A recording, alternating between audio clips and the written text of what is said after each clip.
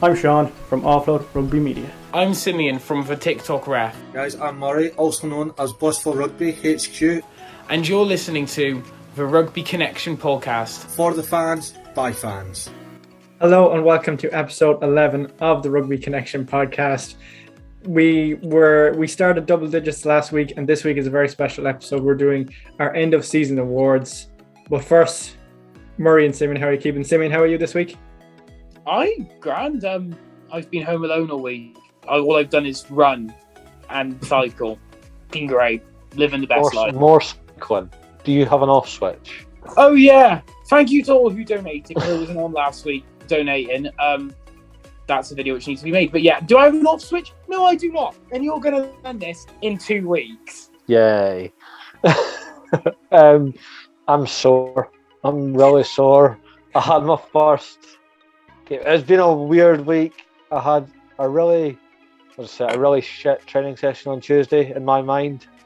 Right, I'm not getting picked at all. It was that bad. Thursday, the squad came out and I was on the bench. I was like, that's fine, that makes sense. My debut.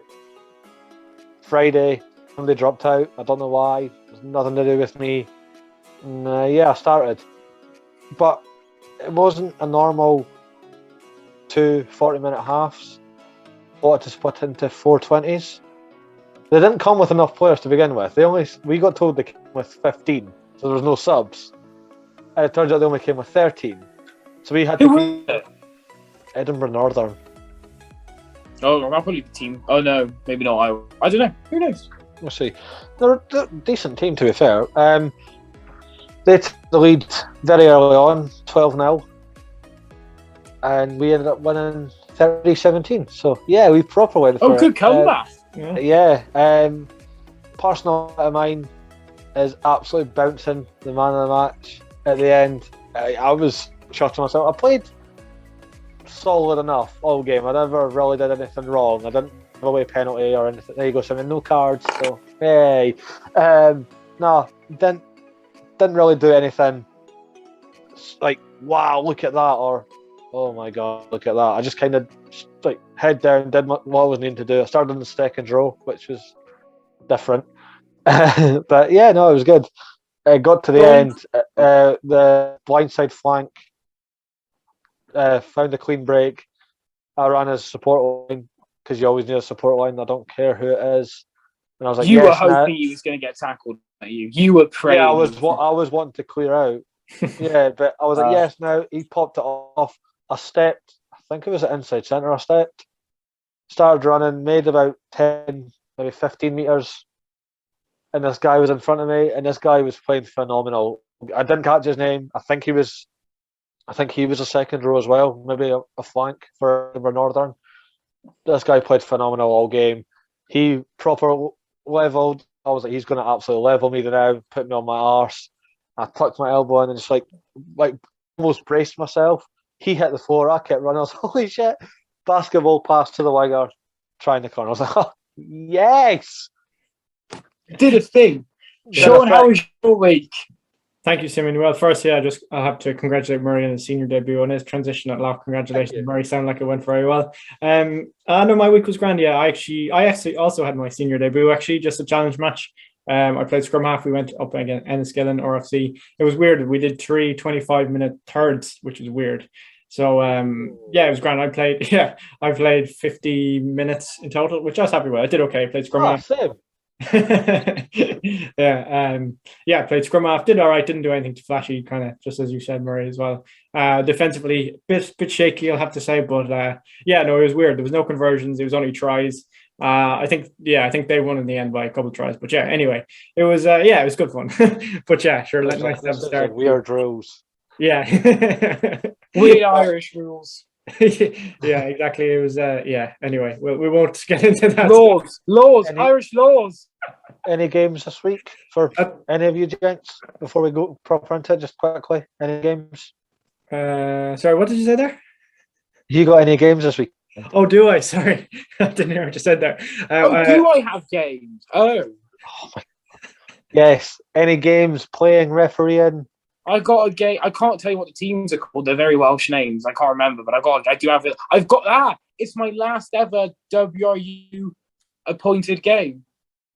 Oh, that's emotional. Yeah. But it's not my last. The last game's going to be emotional. That's the last game, though. Sean, how about you? You got any game this weekend? I do, yeah. I have a game on Sunday, first round of the Cup. Will be tough. It's at home, though, which I'm looking forward to. So, yeah, that's my game. Murray, what about yourself? Yeah, at home again this coming Saturday. The first are at home as well. Both kick off at the same time. So it's going to be a great day. Who you playing? Liberton. I've never actually heard of them either, but apparently they're a very good team and quite higher. They're up a couple of divisions higher, so it's going to be a real test for us. Ooh. So, yeah, we'll see how that goes. And just back into training on Tuesday. Lovely. Yes. Not so bad. So lots of rugby coming up for each of us. Obviously getting very emotional for you, Simeon. But yeah. Let's not talk about it. Anyway, sure, getting on to some actual rugby now. We're going to briefly, before we get on to the awards, we're going to talk Rugby Championship, and we're going to do some ref talk. But the Rugby Championship, so obviously New Zealand, another win at the weekend. Murray, what are your thoughts on that one?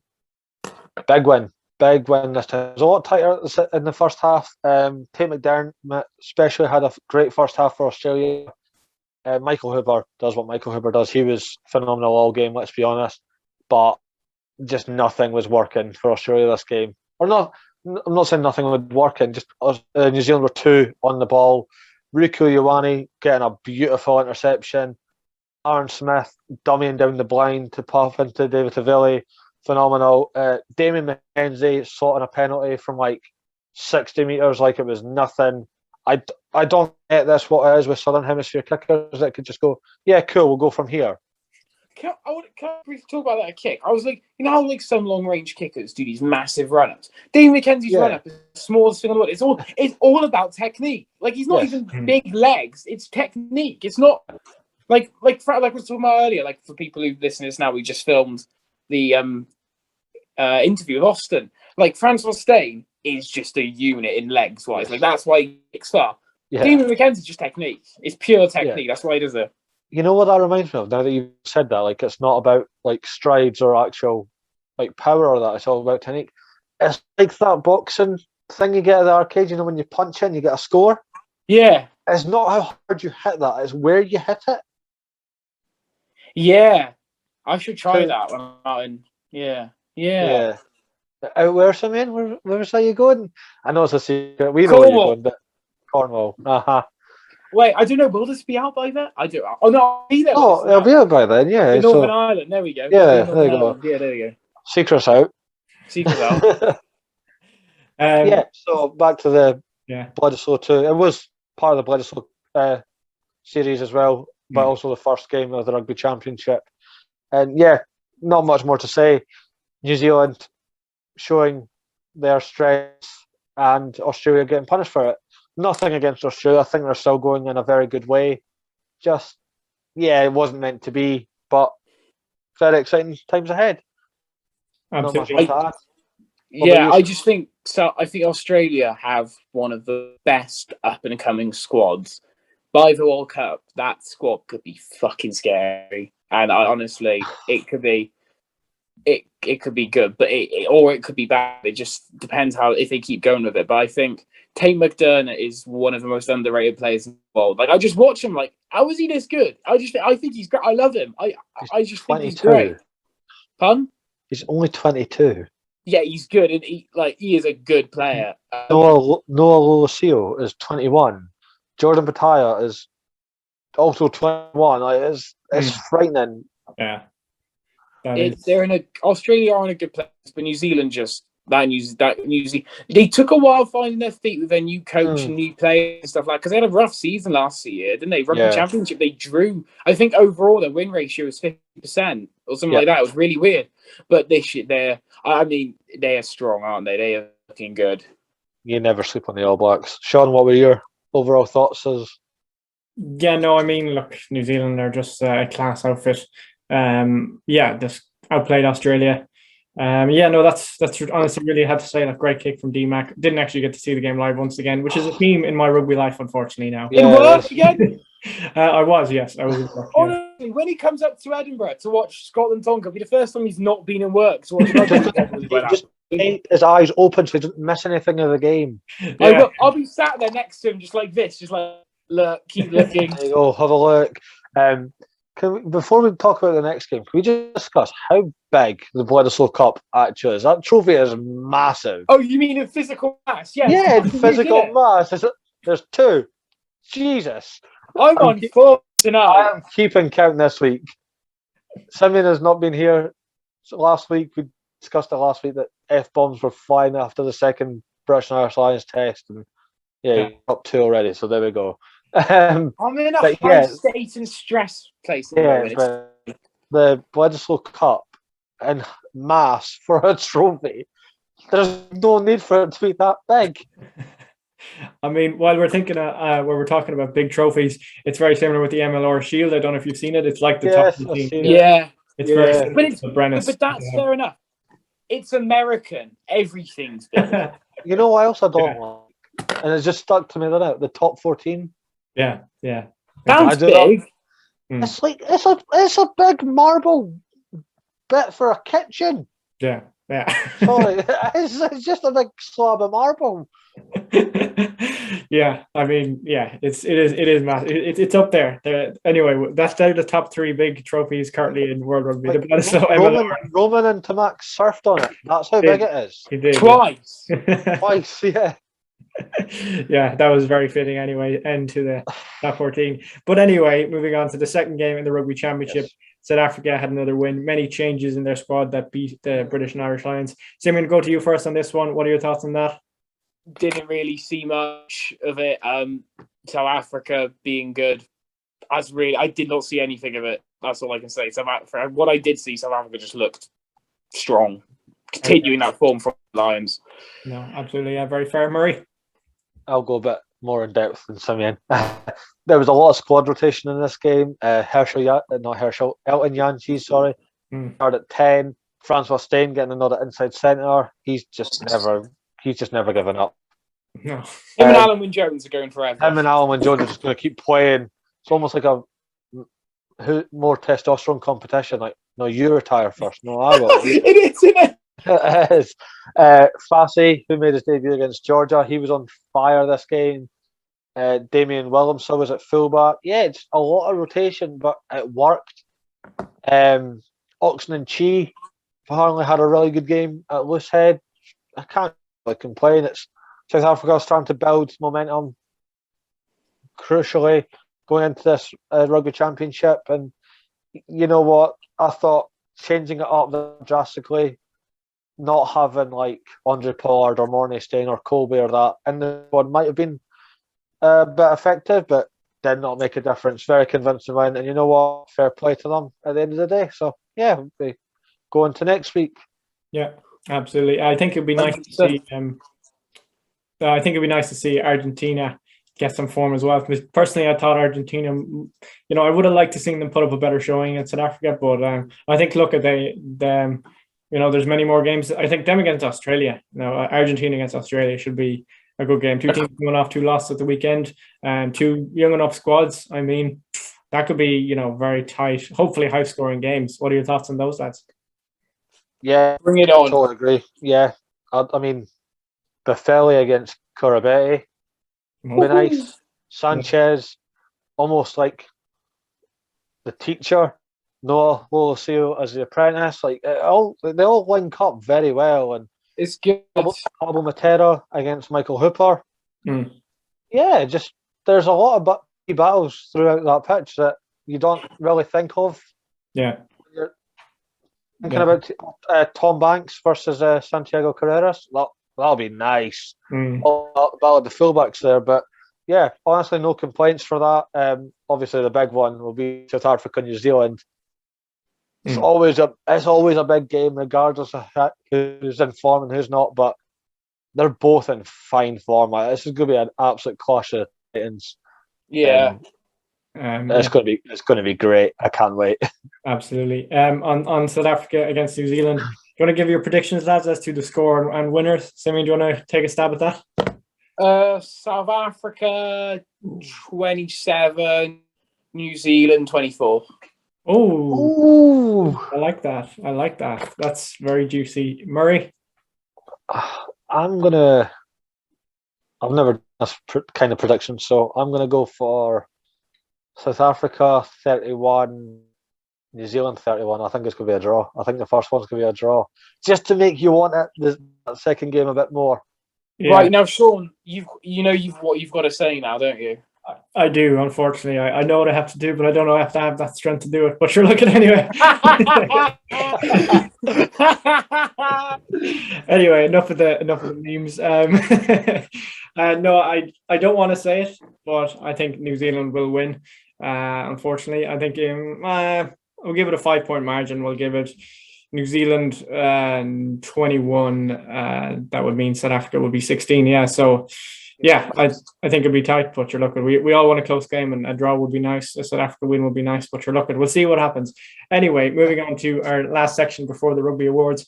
We're going on to Ref Talk. Simeon, what have you got for us this week? Well, Murray's got a situation he wants to explain. So, in my game at the weekend, obviously because they didn't bring subs, they just started dropping like fly. Like, we only ended up playing 60 minutes instead of the 80. Like, after the 60th minute, there's 3 or 4 players lying in a heap, and the captain went, "Can we just call it there?" So, the first 40, genuinely, I couldn't have a complaint.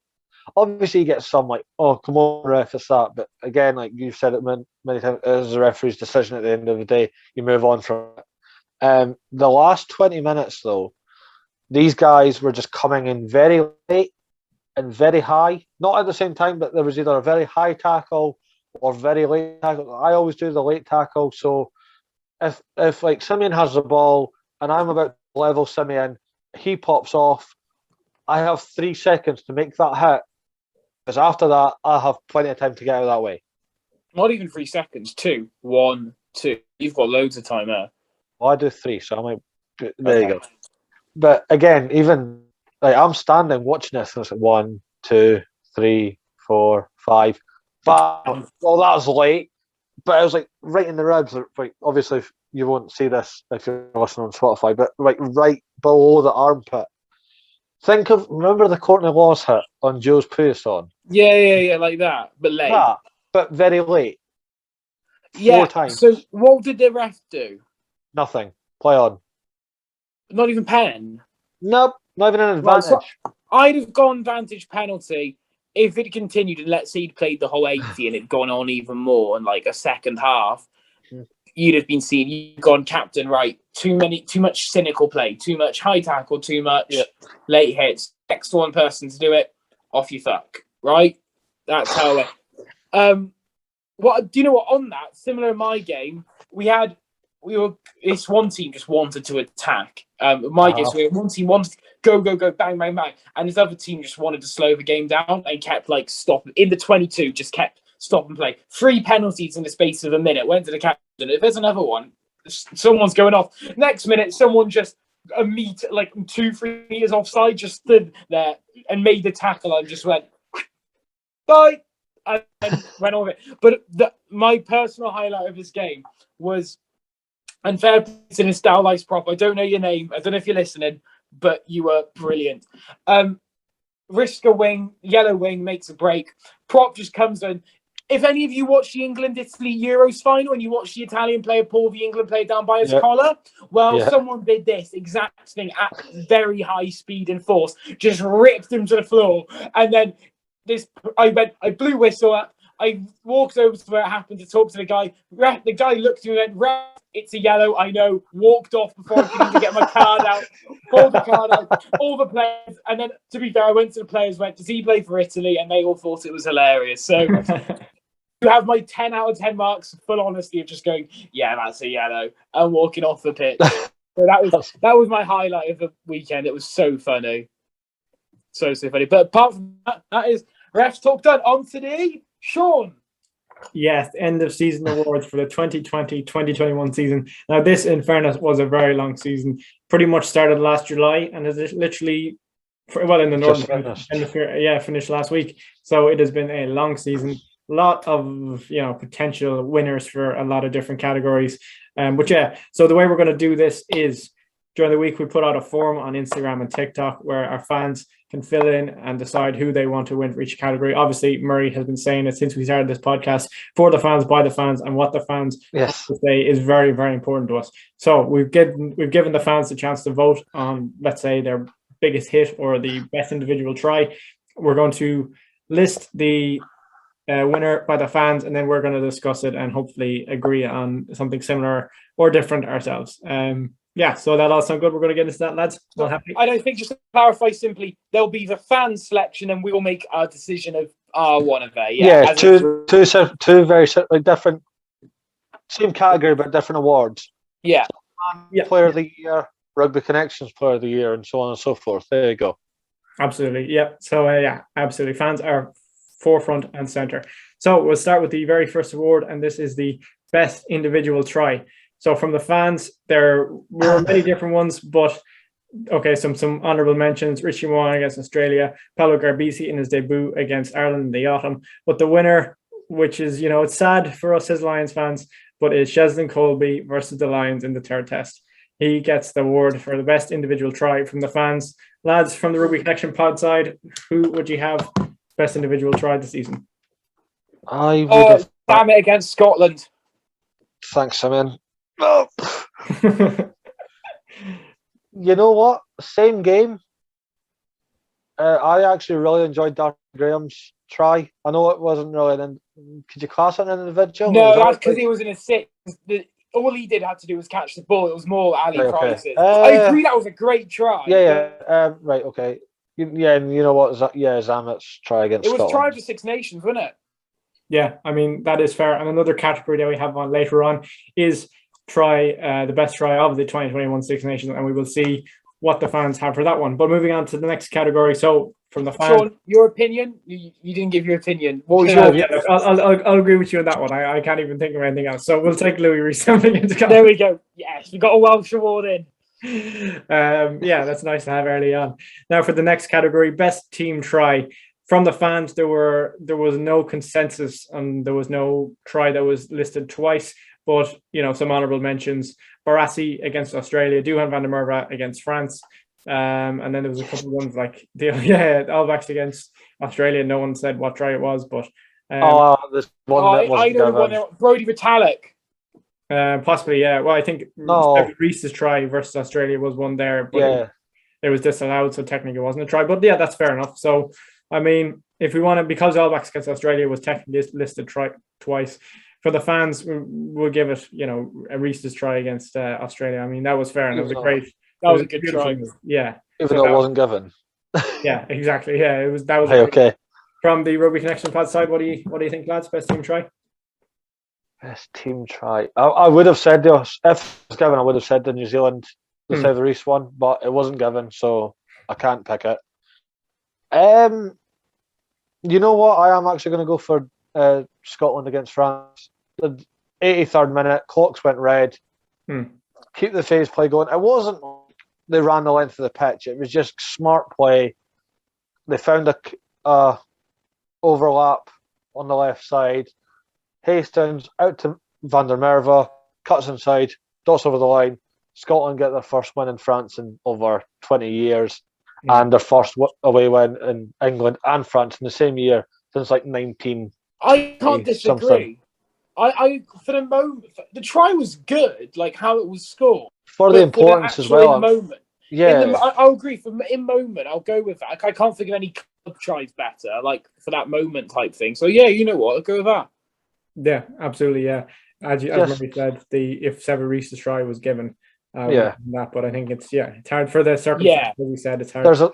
There's another reason why I went for Scotland against France. If you watch the highlights on YouTube, it's obviously been taken from like RTE in Ireland or something. It has Irish commentary on it, right? Yeah. It normally does the Irish games, and it was very, very chill. And then I guess Hastings, Van der Merwe, he's going to do it, isn't he? And it was just the hype. And see commentators that lose their mind. Helps moments get so much better. And it just sticks out, and the importance of it gave Wales the Six Nations. So there you go. There we go. I think Irish commentators are good for that as well. I think, in fairness, so for sure. Irish commentators, and Australian or New Zealand commentators are unreal. Just listen to They're Super so Rugby nuts. week in, week out. They just lose their mind, and it's amazing. Yeah, the thing about, as you said, with New Zealand commentators, it's weird because they see brilliant stuff every single week, and even though the All Still lose it. Yeah, even though the All Yeah, Blacks basically win, they still lose it. They're like, "Oh my God, Damien McGuinness," or whatever, you know. But, Yeah, it's great. Yeah, you love to see Like just quickly, just how hyped they get. The 2015 World Cup final when Bowen Barrett grubbers it through.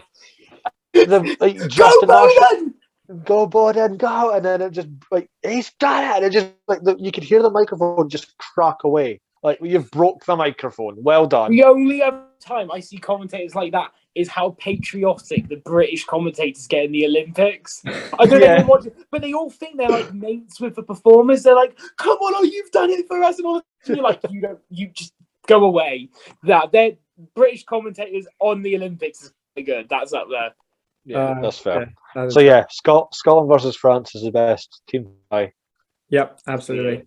Now on to the next category, the most improved team. And this one, it was kind of unanimous from the fans. But first, before I get into who's the winner, some honourable mentions were Benetton, France, Harlequins, Wales, in fairness. But the winner for most improved team this year was Scotland.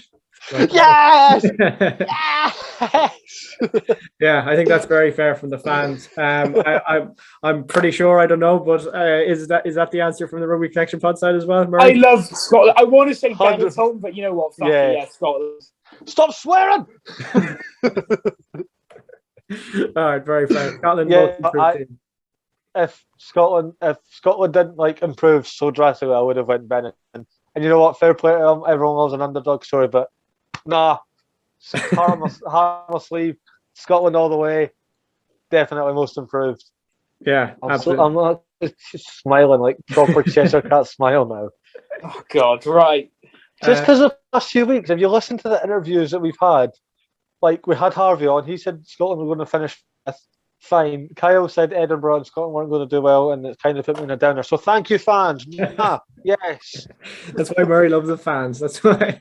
All right, moving on. Now we have the best Six Nations try from 2021. Obviously, we touched on it there. Some honourable mentions before I reveal Keith Earls against England. That was an honourable mention. But a unanimous winner was Louis Rees-Zammit try against Scotland. That was the unanimous winner from the fans for the best Six Nations try of 2021. Thoughts on that, lads?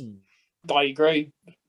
It's hard to argue, but I will mention like an honourable mention. I really enjoyed Hugh Jones's try against Italy. Right, should we go with that one because we've gone with Zammit already? Should we do under Zammit? Yeah, if you want. I mean, let's go with that because I agree with that. That was a good try. You do get people walking away with multiple awards in one night, so Zammit could easily walk away with two. Okay, there we go. Yeah, but absolutely. I just think the way it was like bang, bang, hog, out the back, and Hugh Jones just does what Hugh Jones does, and that's under the sticks as well. Yeah, I'm not Scottish biased, but it was a great try. I'm not Scottish biased, but I'm happy Scotland have won the award so far. Yes. No, it's just fan recognition, isn't it? Like people, you're too biased. No, I'm not. If you listen to the fans, they obviously see the same thing I do. And I've mentioned it in the interview with Austin. I'm a very realistic fan. Yeah. For the most part, I do get a bit passionate with some stuff, but I'm not like over dramatic. Like Scotland's the best team ever. Blah blah. No, that's not true, is it? Yeah. So, all right. Yeah. Okay.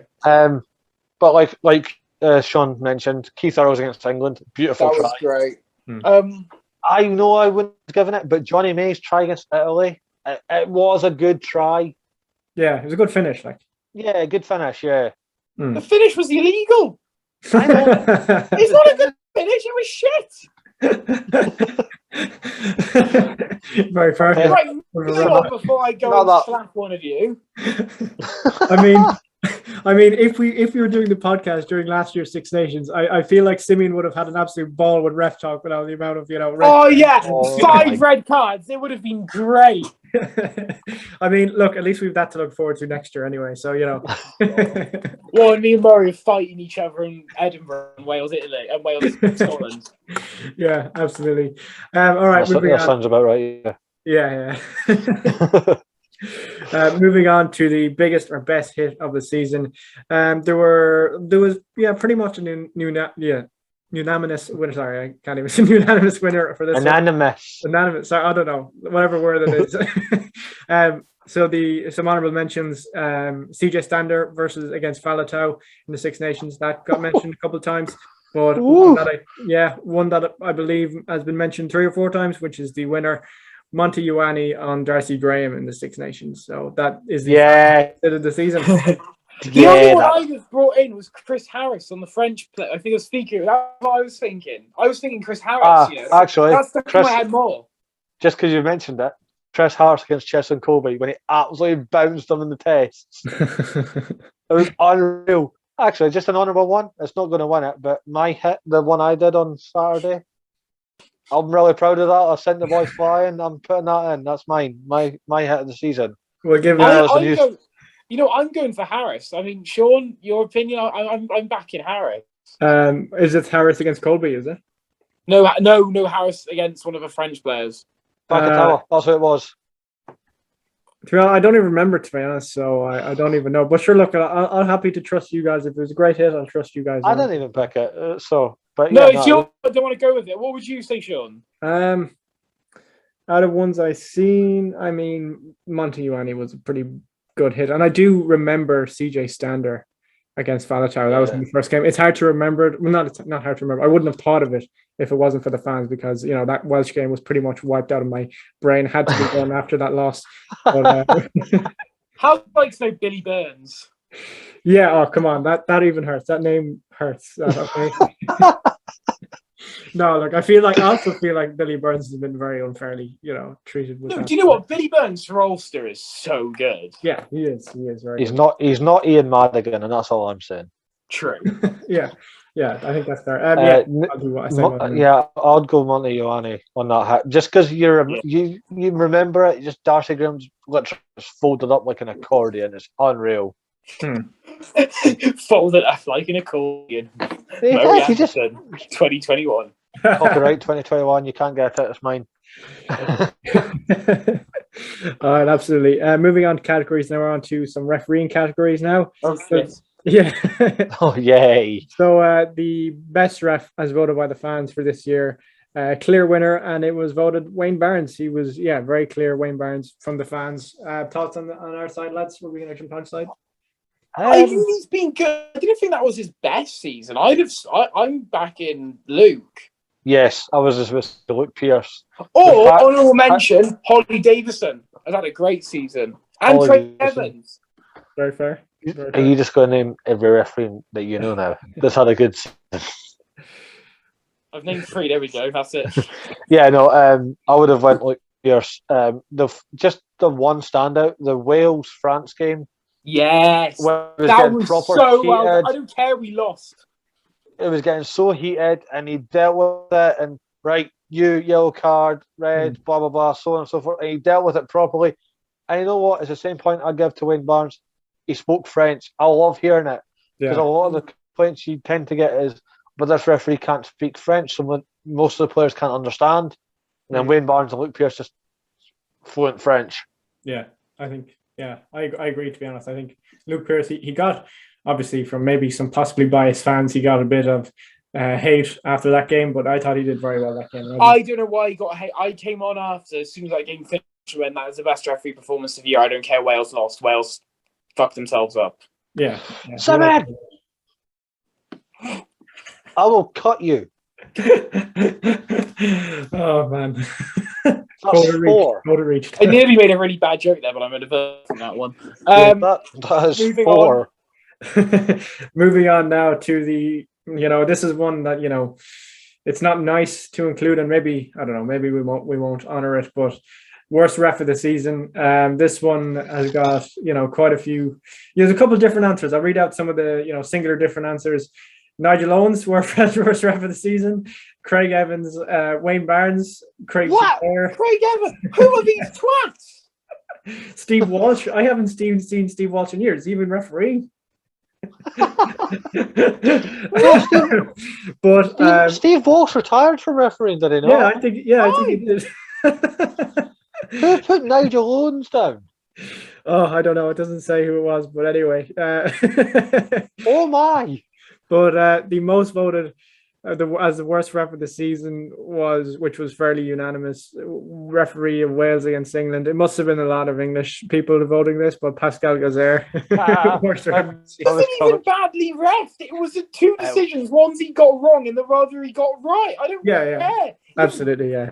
That's absolutely... I won't say there was a worst ref of the season. I'll do worst referee performance, but not... Okay. Like, who was that? Ben O'Keefe pissed me off. Oh, that's not nice. Don't send this to Ben O'Keefe. No, I'm with the fans on that. I'm not just saying it because of the Wales England game. Pascal Gozer's had an absolute nightmare this year. Like, he did a few games at the tail end and like the Champions Cup. Talking of, like, are you okay? Like, are you not? Is there something you're seeing that nobody else is? And it really started hurting my head. And it was Pascal Gozel that was in charge of the third test as well for the Lions. No, it wasn't. No, it wasn't. Yes, it was. If it was Matthew Bernard was the third All right, test. no, sorry. Yeah. Bernard actually had quite a good season. He had a nightmare in that third test, but yeah, no, I'll agree with the fans on that. Pascal Gozer's had an absolute shite-mare, I call it. Okay, yeah, Sean? put it that way. Yeah, look, I'll agree on that one, but also I kind of see Simeon's point, especially in that Wales England game. I didn't think he did that bad, and obviously with those decisions, in fairness, by the law book, I think with the one in terms of the one obviously where he didn't give England enough time to set, I don't think he was actually even wrong. It was a bit unfair, but I don't remember. I didn't even say they had 10 seconds. Yeah, 10 seconds. They had loads of time. They were just being lazy. Yeah, and I mean the one sorry, the rule book, yeah. Sorry, Sorry, the what book? The rule book. I know it triggers you, so I'll keep saying it. The rule book.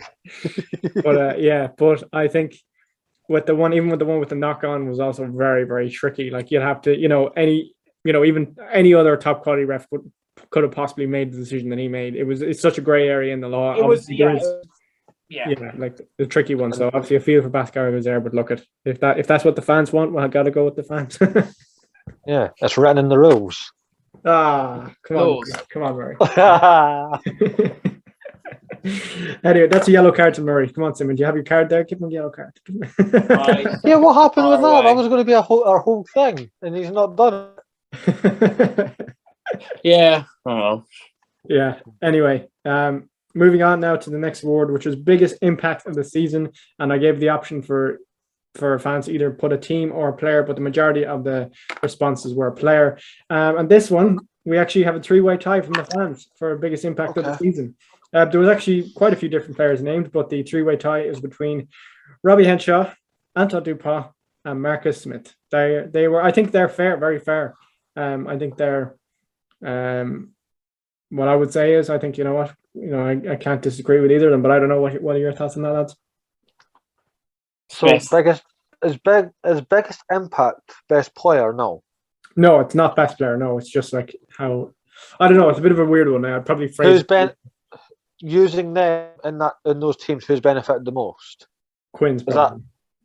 Yeah. It can't be Robbie Henshaw, and it's not been nasty against Henshaw. Leinster done nothing this season. Well, I mean, they won the Pro 14.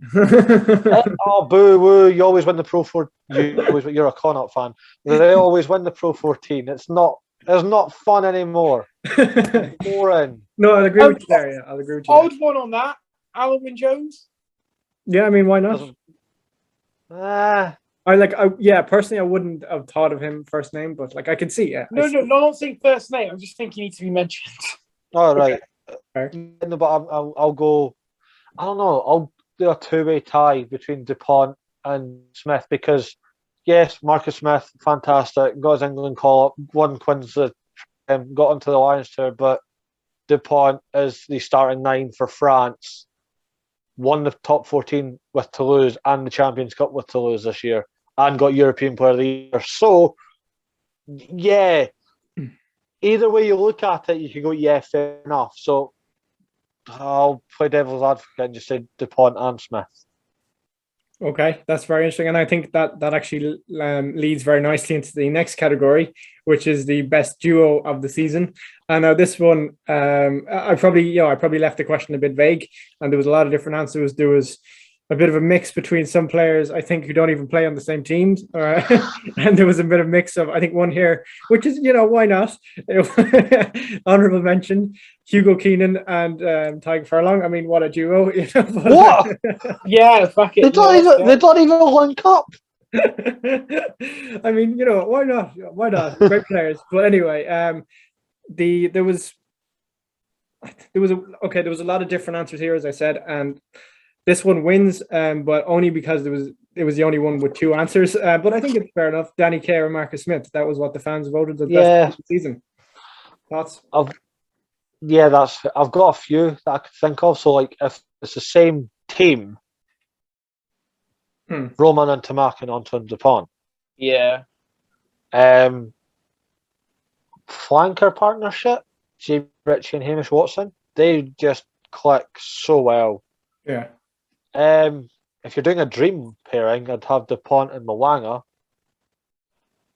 As I think for a back three, excluding fullback, Zamet and Adams.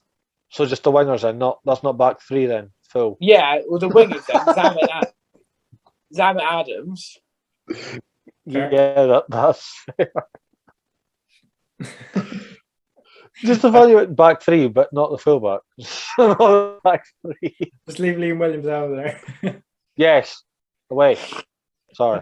Yeah, I mean, like, it's hard to disagree with Danny Kerr and Marcus Smith. Like, what a season. So yeah, we'll go with the bounce on that one.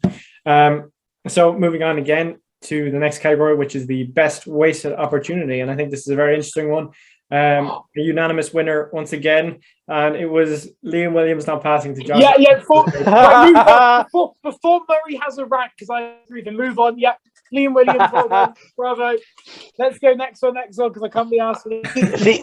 These fans. No, I wasn't actually going to say Liam Williams as a missed opportunity. I actually had the same team twice in my head, but wait a minute. These fans back and dissing Liam Williams.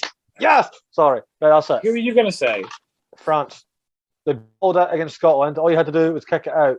Yeah. They didn't do it. They lost the game. Australia, first test. All you had to do, kick it out. Yeah. They didn't do it. So Very France. Fair. So as a team, France is a personal one, Liam. Yeah. Yeah. Team wasted opportunity, France twice. Just it's the same mistake twice. Come on. How French is that? Oh, you got to go France. Yeah, and Liam Williams getting called in to be the saviour of the masses. The third test and did. Well, at least he caught a high ball, unlike Hogg. Hogg did catch a few, but he did. He didn't.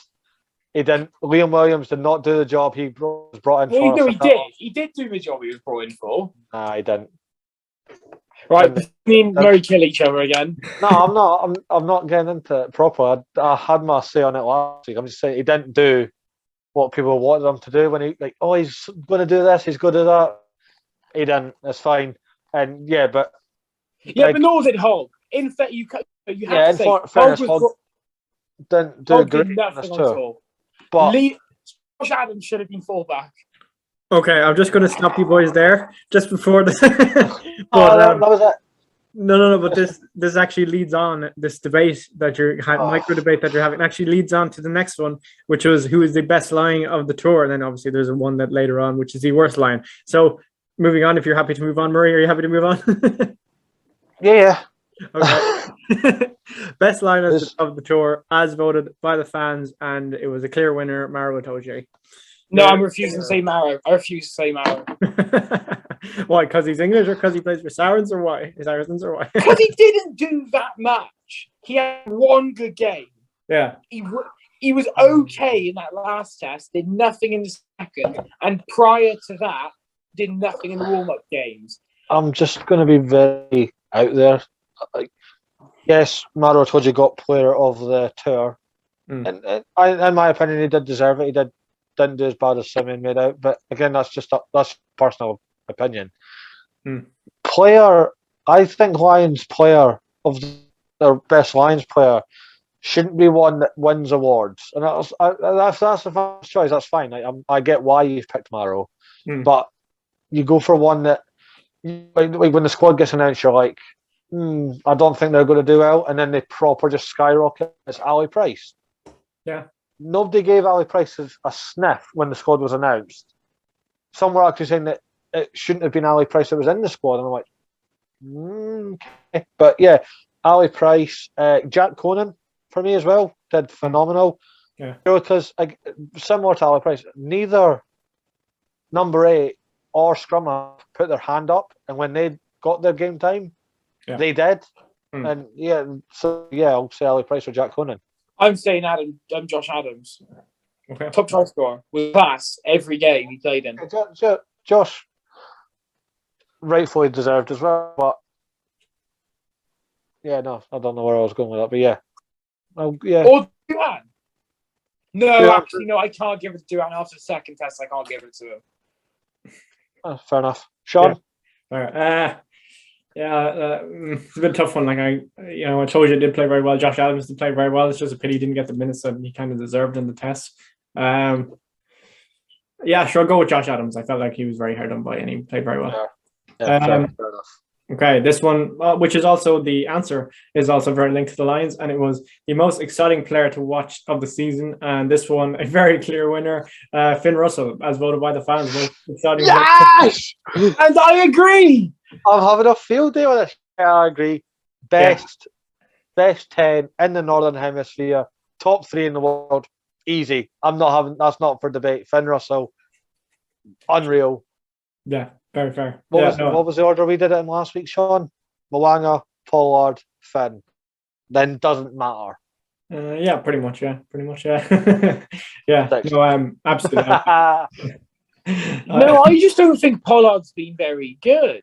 I mean in the grand scheme of things, Mo'unga, Pollard. I go Mo'unga, Finn, Smith. Smith better than Pollard, though. At the moment. Okay, yeah. Sorry to our listeners if you're listening to with earphones. I just made a lot of daft noises just because I'm not against what somebody said. It's just yeah. But yeah, so we've all agreed Finn Russell is top dog. Absolutely. Yep. Now moving on to so also, fans in the comments, please explain that one because I'm really rattled by it.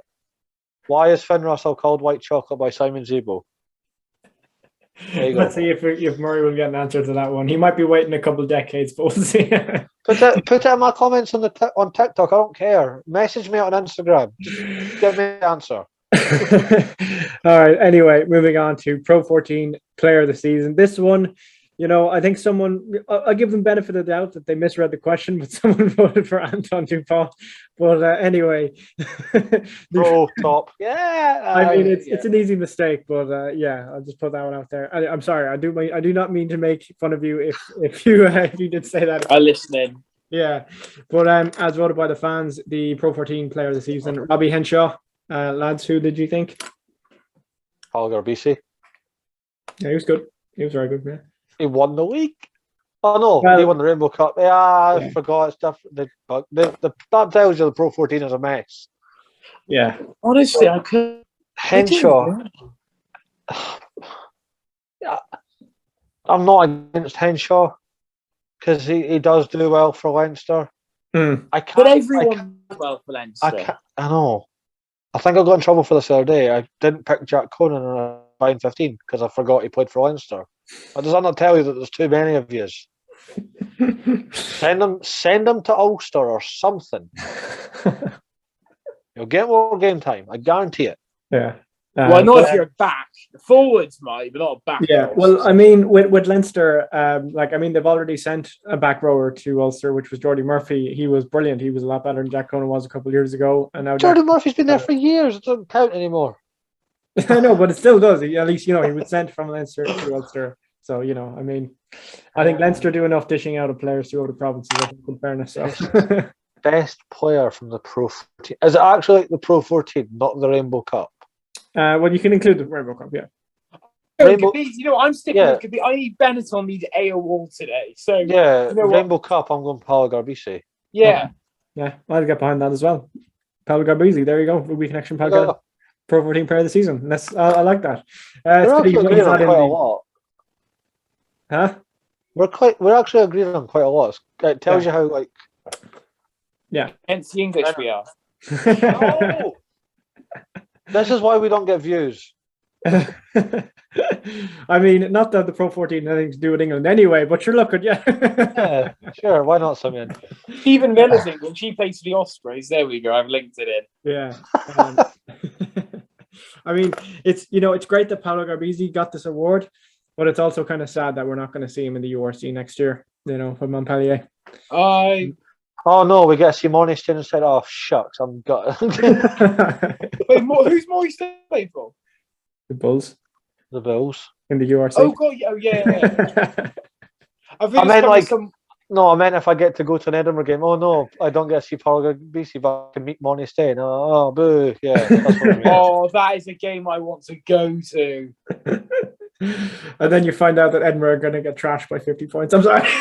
Oh, I don't care. I don't care about the result. I genuinely just want to. For the when the South African teams come across Edinburgh, I couldn't give a shit what the score is. Yeah. I just want to be like, there's Sia Khaleesi, there's Pierre Steph Toy, there's Mornay Stein. Photo, please sign that. Like, I will fanboy. Not crazy. Just be like, oh my god, can I get a picture, please? Because you'll never see them again across here. Yeah, I mean that's very fair. Yeah, I think we should move on anyway. Keep it on the track. We actually have a fair few more to get through. Go for it. Let's rattle them off. Yeah. Best try saving tackle of the season. This one by the fans won honorable mention. Or no, actually, I think it's a tie. Actually, it's Damien McKenzie against Fiji and Stuart Hogg, I believe, against the Lions, possibly. Yes, the Lions. Yeah. You know what? I'm going with Hogg because there was some it was not fully legal, the Damien McKenzie one, so I'm going with the Hogg one. I use ref logic. I like that. Yeah. Yeah, you know what? We've had a little bash on Stuart Hogg tonight, which isn't isn't like us. So yeah, we'll give him the award. Okay, very fair. Next, I agree with that one. I'll give Stuart Hogg as well. Yeah. Best personality of the season. This one, there was a clear winner, but I'll just. If it's not Finn Russell, I'm walking out. Ooh, I'm sorry, Simeon. It's not. It's not what? No, as the fans voted it. One honorable mention was Alona Mar, which I think is very fair. Her TikTok content is very good. Oh yeah, Alona Mar. Yeah. Ian McGeechan made himself on there, which interesting. Very Ian McGeechan. Yeah. You ever watched after the Six Nations when Scotland beat England? Ian McGeechan just is first on camera. He's just got a big massive cheesy grin on his face. It's class. Oh yeah. And then Finn Russell, someone voted for him, but unfortunately he did not win. But the winner was Joe Marler, best personality. Oh yes. Undisputed king of the banter, Joe Marler. Actually, after his documentary, Joe Marler wins. I love Joe Marler. Honestly, he's that popular in the household. My mum wants to get drunk with Joe Marler. So there you go. Who wouldn't? I'd love to, but I just think that's funny that. So Joe Marler, undisputed king of the banter and personality. He is a great bloke from what seeing here. So yeah, that's very fair. Next category is the best player who wears a scrum cap. This was a bit of just a fun one. Oh, I know this person because I've been asked for a scrum cap 15. Tyke or Justin Titrick. Well, as voted by the fans, it was Maro Toje. Right, so Tyke, Justin Titrick or Jack Knoll. Maro doesn't exist in my head. You can't say stuff like that, man. Tom O'Flaherty, he was amazing for Exeter. Got scrum cap and somehow got better. So I'm going for Tom O'Flaherty with that one. Gabizi has a scrum. No, he doesn't. Carlo Cana wears a scrum cap. Yeah. Carlo Cana can wear anything. It doesn't make a difference. He's useless. Sorry. So who are we going with? I'm going O'Flaherty. You know what? I'll go with that. I'll back that. Yeah, okay. I feel that he was hard done by not being called up by Wales. So yeah, we'll go Tom O'Flaherty. By Wales, by Ireland, by England. Someone call him up.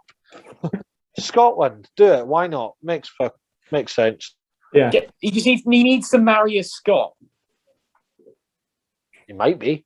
Who knows? He'd get with Sam Skinner.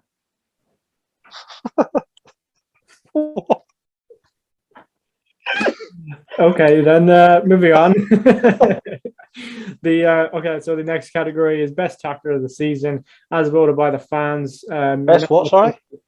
Best tackler of the season. Tackler. Right. Okay. Unanimous by the fans. Hamish Watson, he gets that one from the fans. Stats don't lie.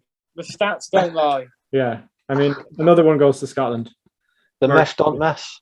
Have we given one to Ireland yet? No. Yeah. Bobby Henshaw, I mean, he was voted by the fans for one of them. That was Leinster, though. I mean, come on. Yeah. We need to make that T-shirt. The miss don't miss. Yeah. Yeah, I mean, fair. Yeah, so Hamish Watson, best tackler by a mile by the sounds of it. Yeah. Any honourable? Yeah. Was there any honourable mention? No, the rest were all everyone else who was nominated only had one vote each. So Hamish Watson. How many did Hamish get? I think he had 3, but there was fair enough. Yeah. So there was a fair few responses in total, but yeah. He got it. Moving on then to best player performance in a game, and this one there was actually no clear winner. It was just a lot of different answers from the fans, but I'll just read a couple of them out. Marcus Smith, Prem final and semi final. Finn Russell, third test. Aaron Smith against Australia. Henschel against England. Finn Russell against... Oh, no, actually, sorry. There was a winner. It was Finn Russell. Yes! Yes! Murray's having a field day. I'm loving this. I'm going with Josh Adams. Which game did he score 4 tries in? Sigma Lions, yeah. Lions, yeah. So I'm going Josh Adams against the Lions. Okay, very fair. Moving on swiftly. Wait, Sean, you have the deciding vote, or you may pick another one. Yeah. I'll go Finn Russell. I'm sitting here just loving life right now. This is Murray's most enjoyable episode so far. Just considering, like, the last 3 weeks, I'm biased, I'm this, I'm that. Clearly not. So there you go. We should have done a thing at the start saying where are you voting from, because they could have been Scots, so it could just be his bias. It could be. We're back our own. All right, moving on once again, the best forward of the season, and this one, who had the most votes was Jack Conan. He was voted by the fans best forward of the season. I'd go Sam Simmons. Hamish Watson. Or Sam Simmons.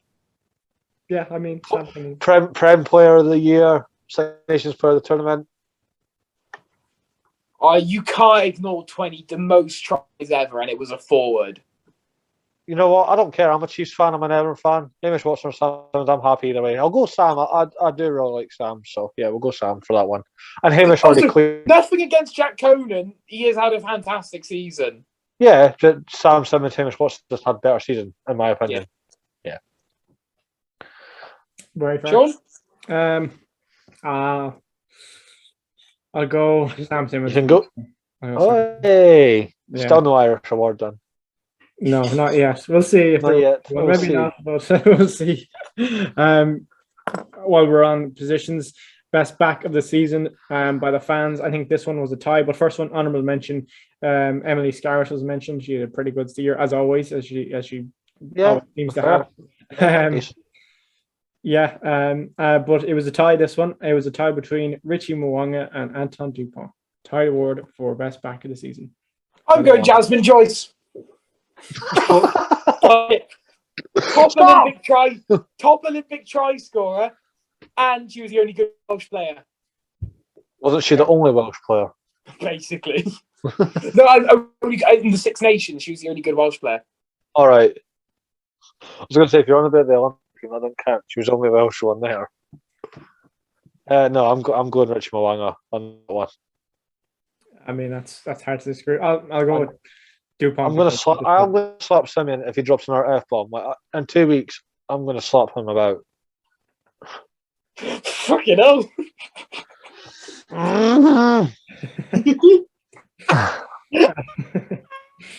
That's fine. Just parental guidance, advisory, blah, blah, blah. Yeah, cool. Yeah. Simeon's lost, to anyone listening, Simeon's lost the plot these last few days. That's why, yeah.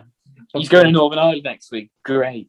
Yeah, that's where you're going to be in your element, Simeon. Murs. All right, before we offend too many of our listeners, moving on. This one was the category is the best signing of the season. Again, this one there was no clear winner, but I'll read out a couple of them, which are good answers, I think. Simon Zebo to Munster for next season. Paolo Garbisi to Montpellier for next season. But then Dialande to Munster for the season past. This answer, they said Dialande, Munster would have been very uncoordinated without him. And I think that's very fair. I think he was one of Munster's best players. So who do you think was the best signing of the season? I think that because the options, there's only one that's actually played. Yeah. Is Dialande. So by logic, you have to do. Yeah. Yeah, I mean, the other answers of players who've actually played were Tyrone Green, obviously, with Harlequin. I'm going Tyrone Green. I forgot this was his first season. Can I give an honourable mention? Yeah. Stephen Millard to the Ospreys has been absolutely class. Okay. That's fair. I'm still going. I forgot this was Tyrone Green's first season in London. Yeah.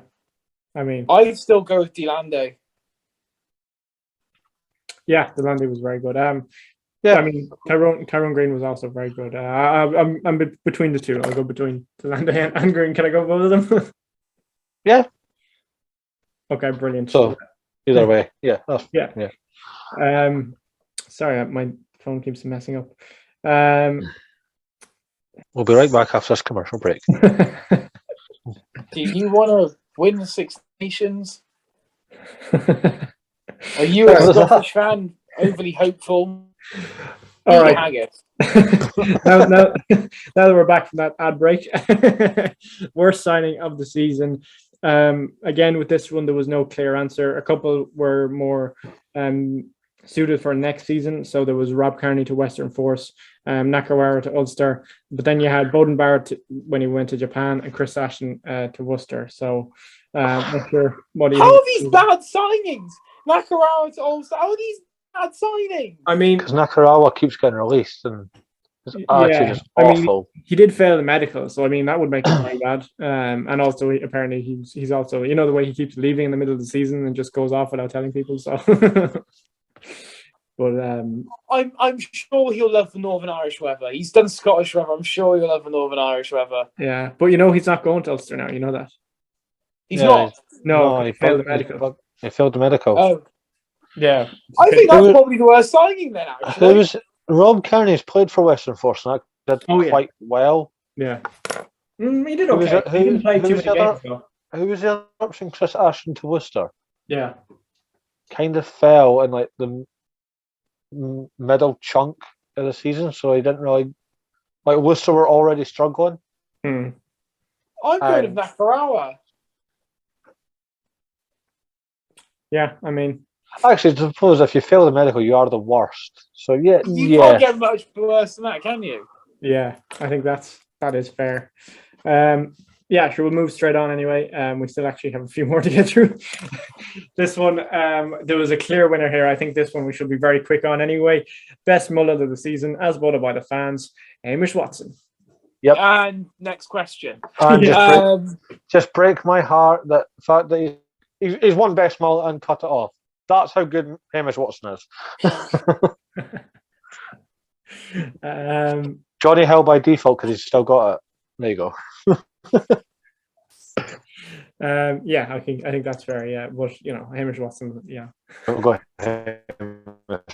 Watson. Yeah. Yeah. Absolutely. Moving on to the next category is the best bump off of the season. And this one, as voted by the fans, we have our first Irish winner, which I'm delighted with. And it was CJ Stander against Felipe Faletau in the Six Nations. I'll take that. Thoughts? Yeah. You know what? We need an Irish win. We're doing that one. Yeah, we'll be nice. We'll give. I mean, Scotland are flying at this point, so I could take a few. We can take a few. Yeah. Okay, we're nearly at the end. We have a few more to get to. Well, actually, we're kind of not. Best kick from T this season, as voted by the fans. I think it was Damien McKenzie at the weekend. I think. Obviously, I think that's fair. His mind. I'm actually going to go for the man that has slotted them from over that distance the whole Aotearoa season, Jordy Barrett. Any long distance kick Jordy Barrett has done, just Jordy Barrett. There you go. Yeah, okay. I love Jordy Barrett. I'll go with that. There wasn't a specific game where he slotted a long range kick that you noticed because he'd done it every week. Yeah, I mean, there was also a couple of other votes for Damien McKenzie in the Super Rugby season as well. He kicked a couple of winners, remember, didn't he, in the Super Rugby season? Oh, that's true. And he dropped goals, didn't he? He dropped clutch quite a few times. Yeah. No, so I'll go Jordy. For off the tee, I'll go Jordy for that. Yeah. Fair. Yeah, sure. Actually, honourable mention, Callum Sheedy against England. All right, fair. Had to just chuck that one in there. Well, come on. He did. It was just like he came on, had to sort this game out, and he kicked everything. You could mention Finn Russell's 44 metres against the South Africans. Oh, Finn Russell can't kick. There you go. Yeah, I mean that's fair enough. We'll go Jordy Barrett for that one. Still Jordy Barrett. Yeah. Now, best kick from hand. This one, an honourable mention, Colby's drop goal. There was a couple for Finn Russell. Finn Russell to Josh Adams against the Sigma Lions. Finn Russell spirals. Stuart Hogg against England. Franz Stein against Argentina. Dan Bigger was mentioned. Dan Bigger against England, and then to Josh Adams, and then just Dan Bigger. So did Zammit not get mentioned in the Scottish one? When he kicked it all the way downfield? No, that was not mentioned. No. Oh, well, that was mentioned. Yeah. So for the fans, it was kind of a tie between like Russell, a couple of Russell's kicks. Oh no, Sheldon Colby. Bigger, a couple of best kick from hand. Stuart Hogg against England. Yeah, I thought that was a bit of a masterclass from Hogg. Yeah, he went like 80 metres. Ailey Daly was left in the dust. Yeah. No. When was that French kick? Which game was it? The French fullback kicked it from his own try line. That was last year. Yeah, season beforehand. Was it? Oh, yeah. Right. Never mind then. That would have won it. Yeah. Yeah. Okay, go with Hogg. There was a full stadium in that game, unfortunately. Like there wasn't in the last Six Nations. I'll miss it. Yeah. Oh yeah, there was. I don't know why I thought that was this year. Oh, there we go. Yeah. Simeon's slow, but we all know that. All right, moving on for the worst moment of the season. A couple of mentions: the Razzie rant, Wales losing against France, Lions losing the series, Alan Wynne-Jones dislocated shoulder. One which I think is the most, which is Billy Burns' kick against Wales. We'll get viral in that. We'll give you the win for that. Another Irish win. Come on, but I'd say it was Wales v France. That was the most heartbroken I've been all season, more than the Lions actually. the worst moment. I mean, Simeon, did you know that I have a video on my YouTube of me celebrating France beating Wales? I know.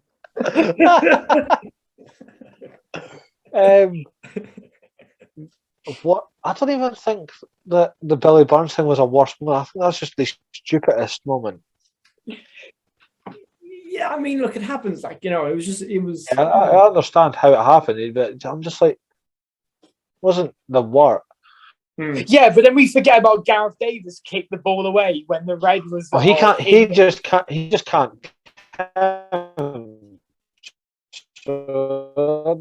Again, I wouldn't count Alan Owen-Jones' dislocated shoulder as the worst. Because he made the comeback. Yeah, he came bounced back, so it's not like, yeah, it didn't really matter. No,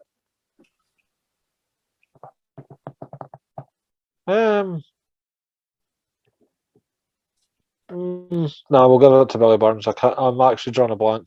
I know. Oh, not Wales, France. No, you actually deserve to lose that one.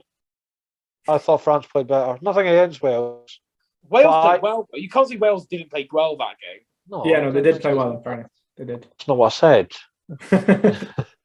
But at that time, if France won, and if Scotland were to beat Ireland, then we could have had a chance. So I actually want France to win that one. So yeah, fine. For selfish reasons.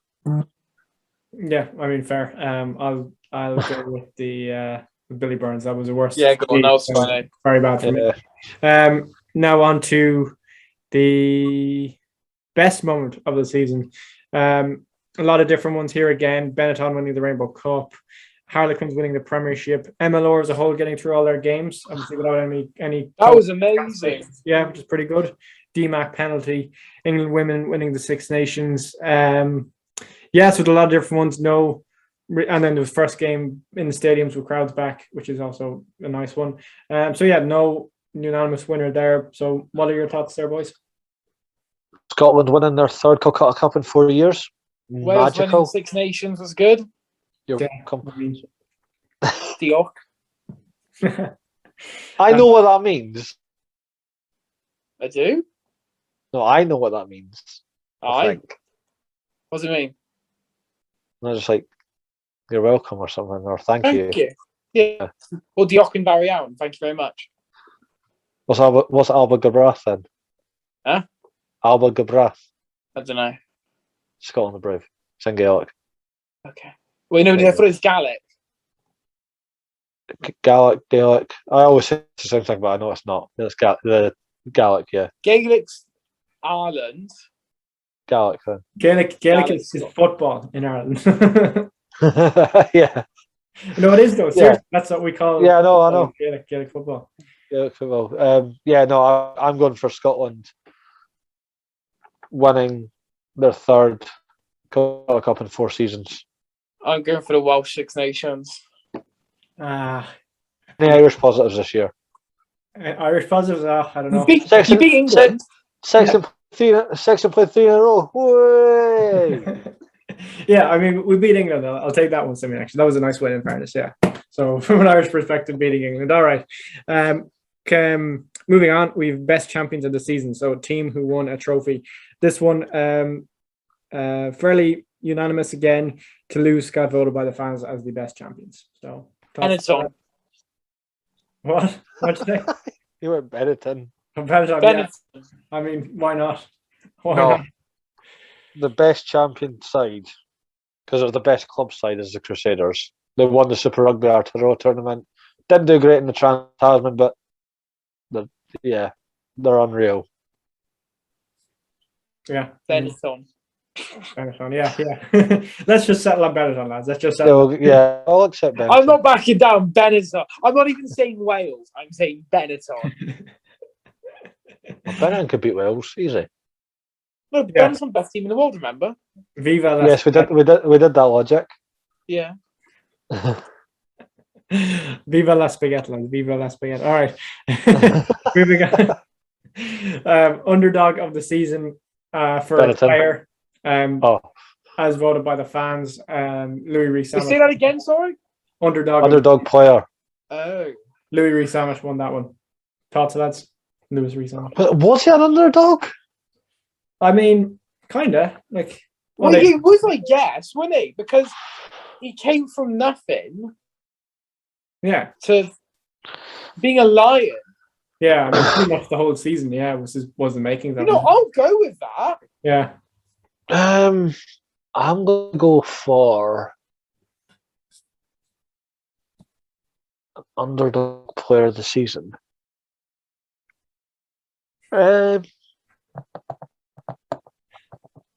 Shit, I had a name there. Yeah. Screw it, yeah. LRZ. Okay. Matrix trophy for him. He's won a lot of stuff tonight, hasn't he, Zammer? It's 3 for him. Yeah. Owen. Yeah, very, very, very. It's a good season for him. Moving on, underdog of the season, which is a team. Benetton. Yeah, Benetton were mentioned.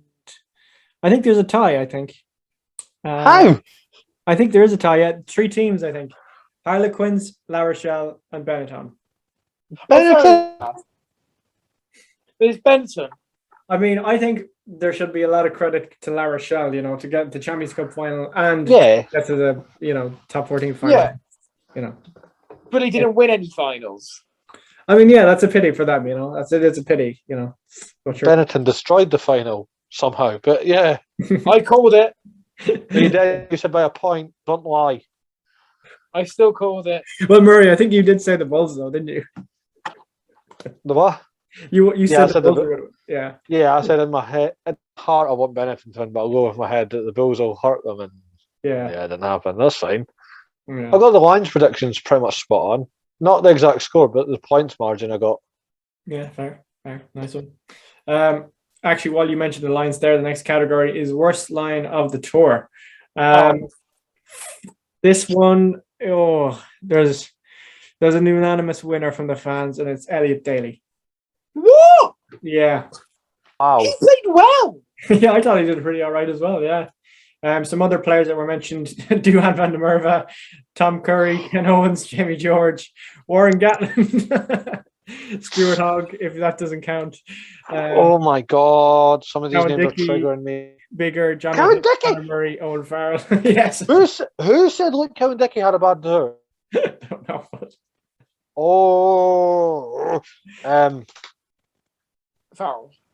Farrell, yeah. For his standards, Farrell had an absolute nightmare. Yeah, I think that's Conor Murray wasn't in great form going into the tour, so I can't count him. Yeah, that's all. Conor Murray was shit as well, though. He was, but again, he didn't play. He wasn't great in the Six Nations, so he's not like that. Yeah, but nor was Farrell. Farrell was shit in both. But Owen Farrell hadn't really played a club game until March. I just think for Owen Farrell's standards, the fact that his first game picked, Stuart Hogg was captain and him, says a lot. I did, didn't it? Yeah, and the captain from fullback as well, to be picked as a fullback captain. That's a... So Owen Farrell. For standards, alone, worst line. Yeah. Sean? I think that's very fair. Yeah, I'm going to go with Farrell. Obviously, as you said, Murray was very bad, but he was pretty bad all season. So, yeah, so that's fair enough. We'll go with, who did I say? You said Farrell, did you not? Farrell, sorry, I haven't. Yeah. I'm really confused with who the hell put Luke Cowan Dickey down. I'm not bashing on you. I get that that's your opinion, but come on. Same with Stuart Hogg. I know Stuart Hogg didn't play his best, but was not the worst player on that tour. No, but he wasn't great. No, but there was somebody that I don't even know what page it was. Somebody did a player rating for the tour, and Stuart Hogg 4.5. That's a lie. Oh yeah, that's a lie. Yeah, that was a newspaper that said that. I'd have given him a 5 or a 6. I would have given him a 6.5. Because still on a Lions tour, 6.5 is not great. Yeah. No. I mean, yeah. Yeah, I agree there. 4.5. Anything below 5, you're just taking the piss and you're just trying to get clickbait. Well, unless it's Farrell, then Farrell was below a 5. Not give Farrell a 5 because of the way I'm on a Lions tour. You're still one of the better players. You're just, do you know what I mean? Why nobody played below 5? Considering when you start rating players, you start at 5 and work your way up or down. Yeah, that's pretty fair. Yeah. So we'll go with Owen Farrell there, and then next one. We're starting to come to the end of this, lads, so we can see a bit of light of day yet. We're coming to the end, not quite the end yet, but so this is the player of the season as voted by the fans for the men. This is a pretty big one, and the fans have voted Richie Mo'unga. So who they're right. Yeah, 100%. No, The fact that nobody noticed Downbar was actually away tells you how good Malanga was. Yeah, I've got nothing else to add on that. Yeah, no, there you go. Yeah, I think that's fair. I'll go with that as well. And then we're on to the player of the season for the women, and this one was Emily Scarrett. No surprise. Jazz Joyce! Nah, I like Jazz Joyce. I'm going Emily Scarrett. I do like Scarrett. Yeah. Fair. Next question was, obviously we've kind of already, just mentioned it, but it was best player in Super Rugby, and obviously Richie Moana took that comfortably. Someone said Semi Radradra. Don't know where they're getting that from, but Richie Moana got voted by the fans there, best player in Super Rugby. I was just not paying attention. Yeah. Yeah. No, Richie Moana has just quickly bagged a double. Nice. Yeah. Best sevens player men, as voted by the fans. Semi Radradra. Sevens. Yeah, I mean, there was 2 votes from the fans for Semi Radradra, and that actually ties the win.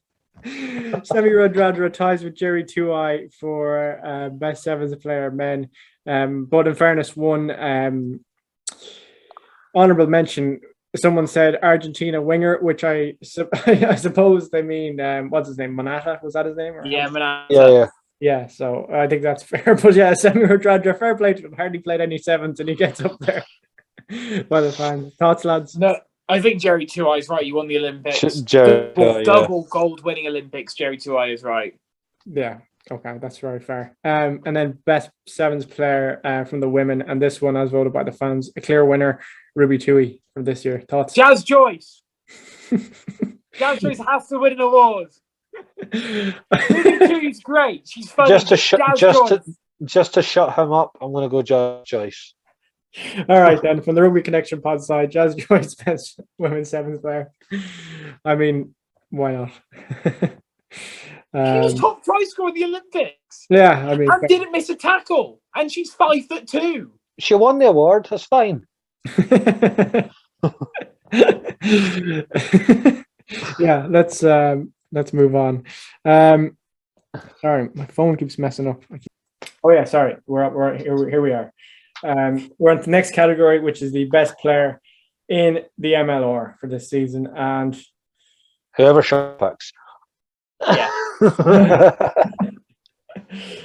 This one, is there a tie? I think there's a tie. It's between Billy Meeks and Matt Gidho, who both play with the Giltinis in Major League Rugby. So someone said Johnny Sexton. So fair play to Johnny Sexton for being voted by one of the fans as one of the best players in Major League Rugby. But we'll go joint tie from the fans, Gidho and Billy Meeks. Lads, do you agree with that? Yeah, we'll go from Gidho. I like him. Give it a go. Very fair. Best player in the Prem, Faf de Klerk was Simmons. up there. Simmons was up there, but Marcus Smith actually got voted more. Nah, Simmons. All right, if we got the Rugby Connection pod, if we go with Simmons, that's fine. That's fine.